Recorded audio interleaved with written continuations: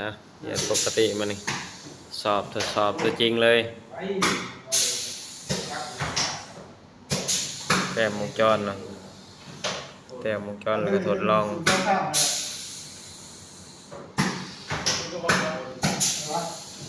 แต้มวงจรแล้วก็ทดลองใส่กำลังขุ่นเขียวกันอยู่เอาเข้ากระดาษ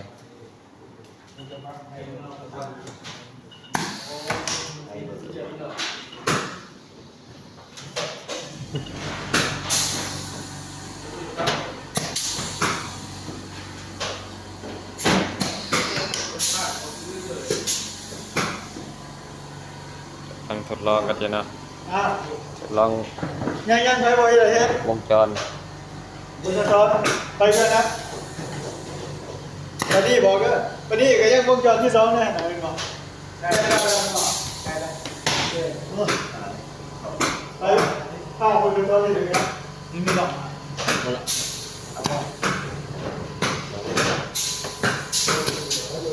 ต้องเป็นเฮ็ดให้มันสลับกันได้ต้องว่าตัวนี้ต้องมองแล้วตัวมัน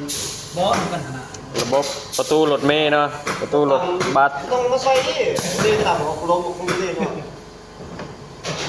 แบบ2ประตูเด้รถแบบ2ประตูเนาะ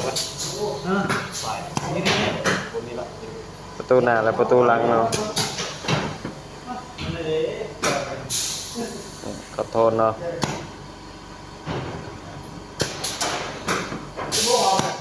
ก็ใส่ประตูเฮือนก็ได้ประตูบ้านก็ได้เนาะเราจะได้ใส่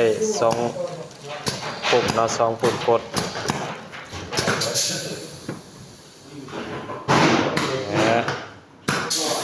ในตู้นี้นะยังไง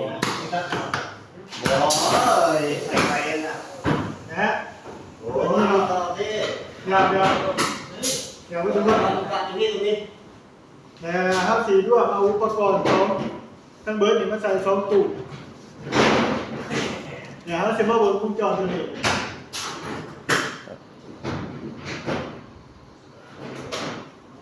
มันทำงานเป็นตัวอัตโนมัติครับเต็มที่เขาเต็มที่อัตโนมัติเนาะแล้วจะมาบนวงจรต่อวงจรใหม่นะบัดนี้เนาะเข้าสู่วงจรตัวที่2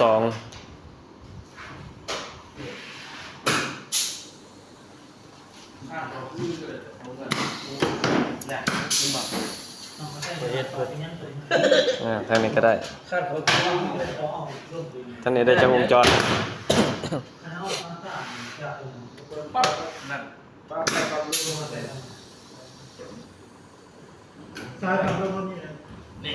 จานสายเป็นเห็ดเรียบร้อยแล้ว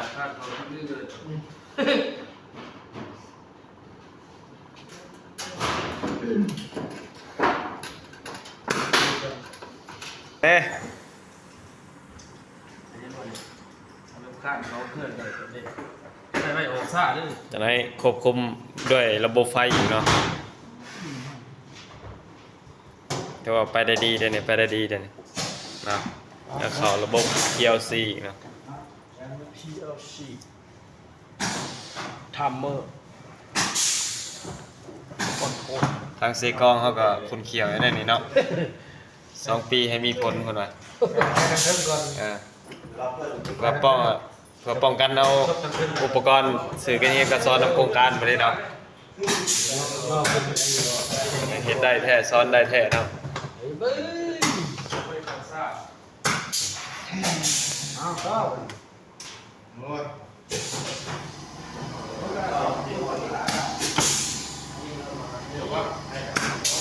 ได้มา